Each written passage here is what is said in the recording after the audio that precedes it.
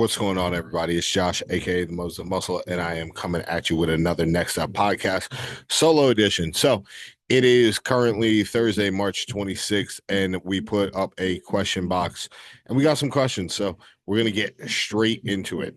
Now, let me see where we are at, starting with the first question. So I got a lot of personal questions, and then I got a lot of, just general thought questions. So currently, if you did not know, I have not been smoking weed in almost 7 weeks now, pretty much since the start of prep. So, one of the questions is, what's your perspective on smoking weed in bodybuilding now? Is it only hindering progress? I think that if you are somebody who is not going to heavily aromatize from it, hold water from it, or have the munchies from it, I think weed is definitely going to be something that's beneficial. I personally didn't get the munchies from it.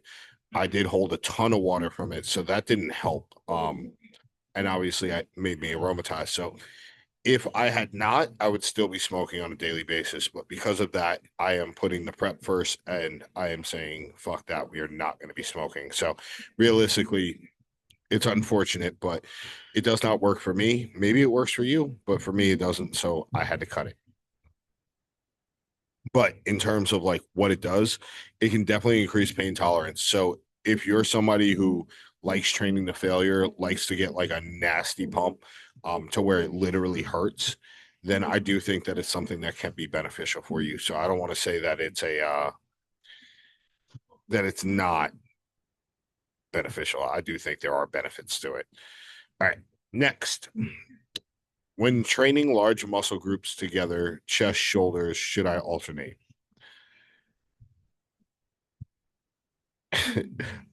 Shoulders are in a large muscle group. So I'm going to say no. Train your chest first and your shoulders. Delts are a smaller muscle group. They recover extremely fast. Think about the last time you were actually sore in your shoulders, like a lateral raise made you sore. Doesn't really happen. You might get a little sore in like a rotator cuff or something like that. That's normally just from an impingement or some sort of a incorrect movement pattern, but you're very, very unlikely to be sore in your shoulders. So I wouldn't alternate. I would train realistically like some version of a pec fly, then an incline, then a flat, maybe finish with like a dip, um, just to like get those lower chest fibers. But like realistically, uh costal pec fibers is what we're thinking about. I definitely don't think that we need to turn around and say that like you are alternating those movements. Just turn around and hit one, then hit the next. All right.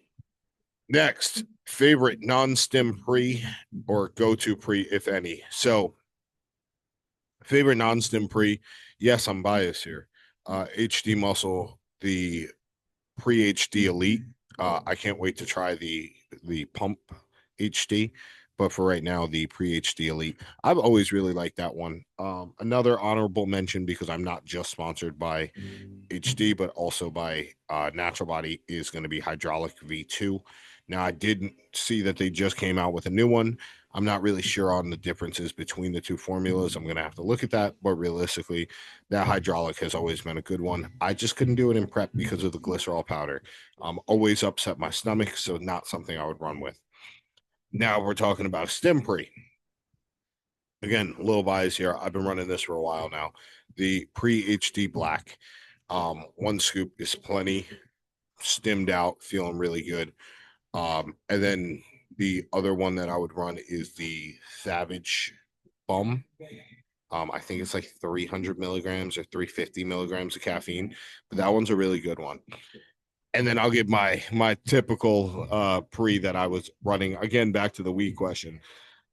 My old pre that I absolutely loved, and I still will run the Cialis with this, but 20 milligrams of Cialis, a good probably quarter of a joint, and then an energy drink with hydraulic or pre HD Elite or any non stim pre. It really didn't matter at that point. I was just, oh boy, oh yo, we was getting right, um, and it was fire.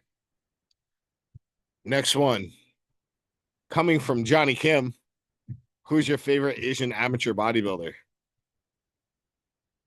Obviously, Johnny Kim. That's my homie. Fucking love that guy. He's just a fantastic dude. So gotta give love where love is due. Favorite prep or favorite meal in prep?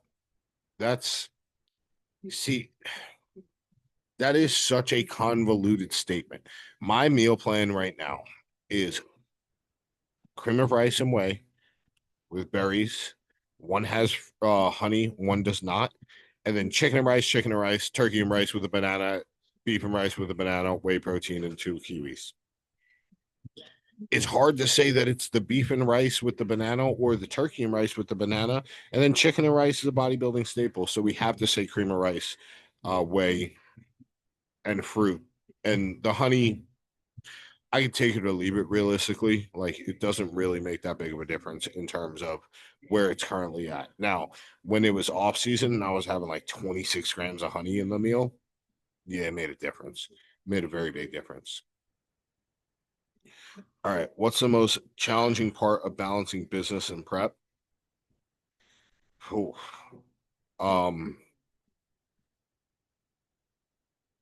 I've said this on the podcast with Colin actually. Uh, the most challenging part about prep is just setting a routine and sticking to it. So that is kind of where it goes with running a business or balancing business and prep because I have the beautiful blessing of having in-person clients along with my online clients, along with running the gym and a prep going on in the background. So it's realistically scheduling my day around my in-person clients. I start my morning with cardio at a time that I don't answer anyone realistically because that is pretty much as the gym's opening. There should be nothing that's that dire. Um, and then my clients generally aren't awake at that time, so I get my first task done before anyone's awake. Then I get ready, drive to the gym. If I have any contacts or any calls that I have to make for my clients, I do that on the way. But realistically, then once I'm here, normally I have a client, um, and then I'll start cracking on check-ins or answering any messages I have to do, and then from there I move forward. So it's really just about having a solid schedule and moving from there. Cutting or bulking, cutting. Eh, bulking's fun because you get the freedom of being able to like go and have a off-plan meal, but like cutting is easier. People don't like to admit this, but like losing weight is a lot easier than gaining weight when you're in a bodybuilding phase. Everything mentally is easier when you wake up the next morning and see yourself leaner. It's you have the instant gratification of what you did yesterday attributed to what you do today or what you look like today, and therefore you will compound that interest. Bulking, on the other hand, is a slow process, and you're going to just consecutively look quote unquote worse. Like you're going to just be a bigger, more watery looking version of yourself, pretty much no matter how lean you stay. Um, it's very rare that you just see tangible muscle growth. And if you do, generally that's just fullness and like water in the muscle. So I would say it's easier to cut on the head space than it is to bulk. All right. I like how we're answering these kind of like rapid fire. What made you choose the name Pivot? I probably shouldn't talk about this. Um, Something happened at the old gym to where I had to shut down for a while, and I was literally running like 30 hours a week of just nonstop trying to figure out like personal training, like just trying to find ways. I was not allowed to be running it in the gym, so just trying to find ways to make it happen. Um, and that was the only way I could keep the place open, like to pay rent and such. So I just kept saying to myself, like, yo, I'm gonna have to pivot my career. I'm gonna have to turn around and like go more online. That way I never have to worry about this shit again. So as I kept saying it, kept saying it, kept saying it, sooner or later I was just like, yo, I think that's gonna be the name of the next gym whenever I move this thing. And then one of my clients at the time, shout out Victoria, posted some on our story, and it was like a excerpt from a book that I'm looking for as we speak. Here it is. Oh, please don't everything fall. The pivot gear. So when I see that, and like I'm already saying pivot every day, there's the name of the gym. Like it was simple after that. All right. All right. After bodybuilding, what's the plan? Damn, that's a good question. My general plan is I'm probably going to downsize as fast as possible. Um, and just kind of like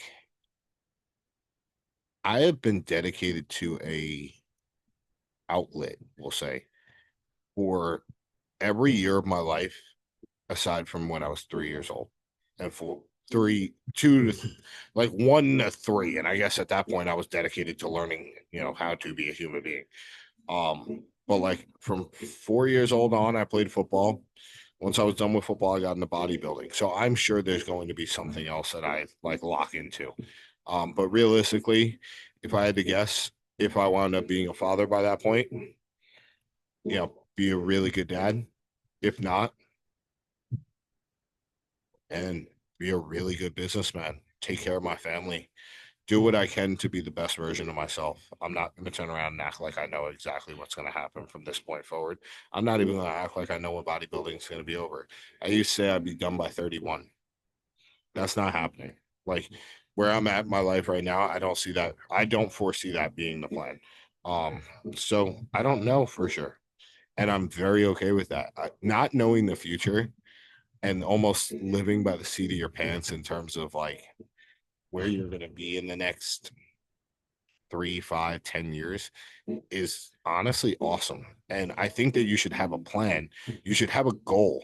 But how you get there is a matter of daily tasks. It shit happens, man. I don't think that you should turn around and go into it and just be like, oh, I know exactly what's going to happen. All right, next, what do you find comfort in bodybuilding or comforting in bodybuilding? I find the monotony comforting. The knowing that I have to wake up and do the same thing every day. I can plan a lot of my day before even knowing what's going to happen. So, hey, listen, I know what my next meal is going to be, or I know what my first meal of the day is going to be. I can plan that the night before.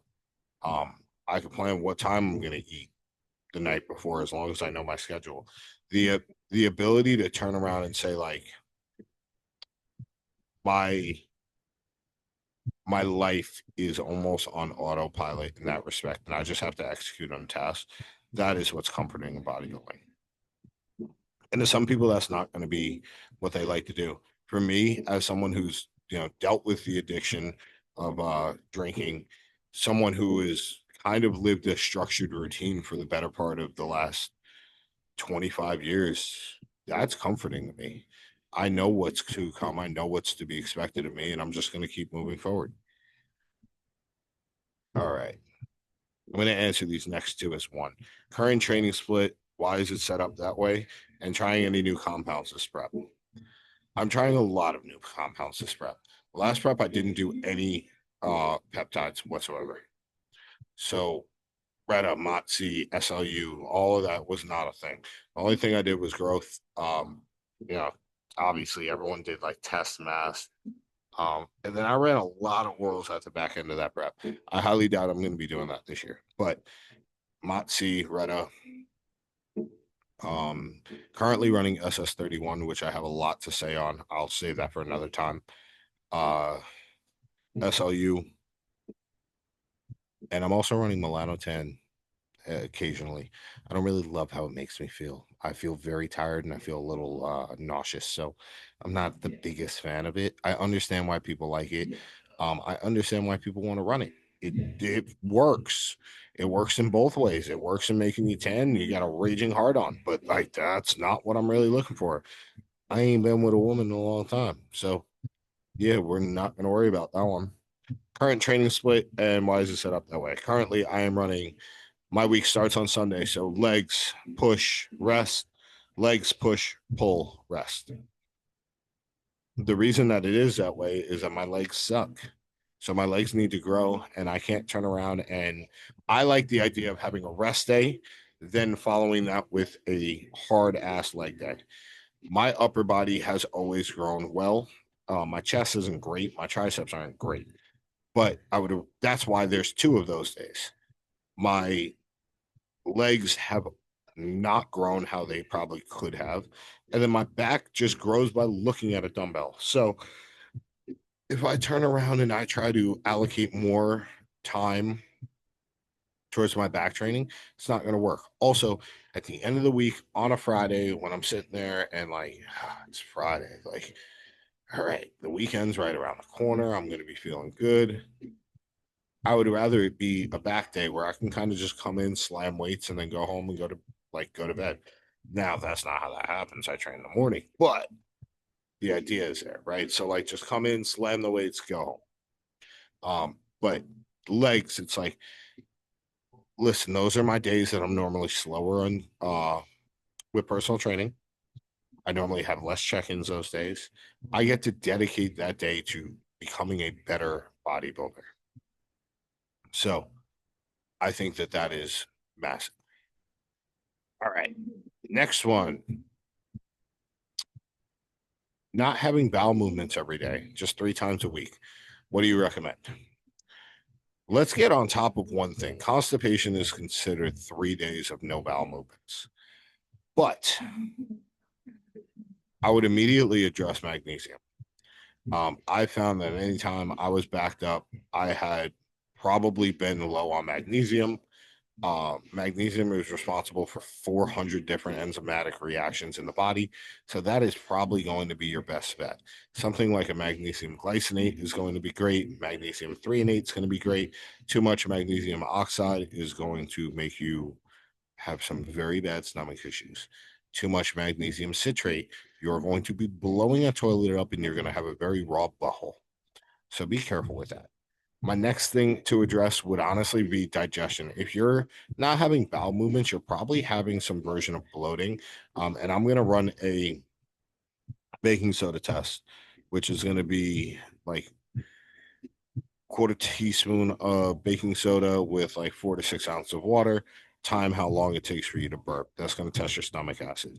If it takes longer than 5 minutes, I'm going to start adding in some betaine HCl or apple cider vinegar or both. And if it's less than that, then it kind of eliminates the idea that the stomach acid might be low, which means that I'm probably then going to address the fiber situation, whether you're having too much and that's why you're constipated because everything's kind of backed up and dry, or if you're not having enough, along with proper hydration, that's going to be like my kind of task list to see. If we have to go deeper into that, I would ask you to probably get a GI map, but I don't even think that'd be necessary at that point. We probably have a pretty good idea by then of what exactly is going on there. All right, Mr. Scalza, best all you could eat sushi spot on LI, and when are we going? You know the answer to this after I do what I got to do. But it is Nova Asian Bistro on Jericho Turnpike in, it might be Garden City Park. I don't know where it is, but or what the town is called, but it's 1.7 miles from Pivot. So for anyone who's an all you can eat sushi fan that's watching this and you like to train, an idea. Also, shout out real quick, Colin, Mr. Cousin Creamy, Mr. Colin Marco, Mr. Need More. Shout out to you for the hat. Shout out for the cross branding. We are brothers for life, baby. Love you, bro. For real. All right, here's a good one. Thoughts on injectable L-carnitine? I ran injectable L-carnitine for a consistent 2 weeks last year in prep, and it was the 2 weeks in between Universe and Junior Nats or Junior Nats and Universe. The reasoning why I ran it was because the judges told me I needed to be leaner. I ran that in conjunction with Cardarine, which is something that is going to deplete the L-carnitine stores. So I was injecting L-carnitine. I think that it is worth it in certain contexts. I do not believe that it is going to rip fat off your body. The shit is not DMP. It is not BAM15. It is not a mitochondrial uncoupler. It is going to allow you to utilize some sort of nutrients better. It's going to allow you to have some to free up some fatty acids. You're going to be in a better spot with it, but I don't think that it is, mandatory by any means. And I think it's an increase in shot volume. If you are somebody who's doing already a lot of different drugs, like I don't think you need it. There are the reports about it upregulating androgen receptors. I don't think that it's going to be that big of a difference. So I personally am out on it, but I'm saying that knowing that I have a ton of it sitting around. So like I'm not exactly saying there's no merit to it. I might even use it at some point. I just don't think that it's necessary. Does insulin have a place in prep? I think it truly depends. If you are somebody who is just stupid flat, right? Like stupid flat at the end of a prep, you could probably get away with using a small amount when you're loading, but I wouldn't suggest that. Honestly, where I would think that insulin has a place in a prep is if you're someone who is kind of ahead, but also kind of needs to bring up a body part. And you have something along the lines of like, let's say it's legs, for instance, right? And you are, 7, 8 weeks out, but you pretty much are ready and you're trying to bring that body part up a little bit so your calories are just a little bit higher on that day. Maybe you could get away with it. Again, I don't really think it's necessary. But I'll never say that something is off the table. I think it's all about how you implement it and how you use it. I utilized it for my peak at Junior Nats. I think I used 3 IUs of Humalog, and it was a disaster. It was very dumb. But I did try it. I definitely don't like the idea of utilizing fast acting insulin before going into a cardio session to bring your blood glucose down. I think that's retarded. The reason I think that's retarded is because at some point you're going to get to a point where you go hypo and cannot pull yourself out of it, because artificial hypo is very different than a normal hypo. Artificial hypo from exogenous insulin is not something that your body is just going to normalize or regulate. You are going to be in a position where you need to now increase your carbs or you need to stop the cardio. If you are in a position, if you're sitting there and it's so bad that you need to now drink Gatorade or you need to turn around and have some honey or something along those lines, now you're not even following the plan anymore. If you're in the position or you are in the state where you are, you had to stop doing your cardio and you can bring yourself back, well, now you didn't do the cardio you were supposed to. So again, you're cheating on the plan. I don't really love the idea of it for a fat loss benefit. But if you are in a loading situation, maybe you could utilize some. I still wouldn't really suggest it. I don't believe that it's the best course of action. I think there's a lot better ones there. So I would just avoid that. You could still use, especially if you're lean enough, you can utilize something like a GDA, a dihydroberberine, chromium, normal berberine. Trying to think of some other ones off the top of my head.